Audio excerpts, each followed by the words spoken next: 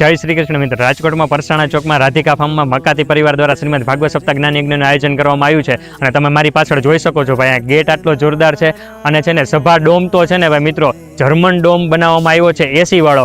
એ પણ હું તમને બતાવીશ અને ધર્મેશભાઈ સાથે પણ વાતચીત કરશું. પણ એ પહેલા છે ને સૌથી પહેલા હું તમને અહીંની જોરદાર એન્ટ્રીની એક ઝલક બતાવું છું. ચાલો, સૌથી પહેલા છે ને કૃષ્ણનગરી દ્વાર આવશે ને ત્યાં છે ને અલગ અલગ ભગવાનની મૂર્તિ રાખવામાં આવી છે, જેમ કે શ્રીનાથજી ભગવાન છે, કૃષ્ણ ભગવાન છે, રામ ભગવાન છે, મહાદેવ છે, રાધા કૃષ્ણ છે.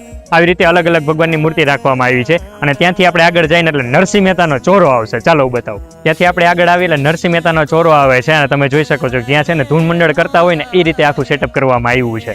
ત્યારબાદ મિત્રો ત્યાંથી આગળ આવીને એટલે અહીંયા છે ને સુદામા ચોક આવશે અને ત્યાં છે ને ભગવાન શ્રી કૃષ્ણ ને સુદામાના મિલન ચરિત્રની કથા બતાવવામાં આવી છે. આ તમે જોઈ શકો છો. સુદામા ચોકથી આગળ આવશું ને એટલે છે ને ગોવર્ધન પર્વત આવશે અને આ તમે જોઈ શકો છો આવી રીતે પર્વત બનાવવામાં આવ્યો છે ને આજુબાજુમાં છે ને બધી બાજુ પાણી રાખવામાં આવ્યું છે ને અંદર છે ને કમળ અને એવું બધું પણ રાખવામાં આવ્યું છે. આ જોરદાર ડેકોરેશન કરવામાં તમે જોઈ શકો છો.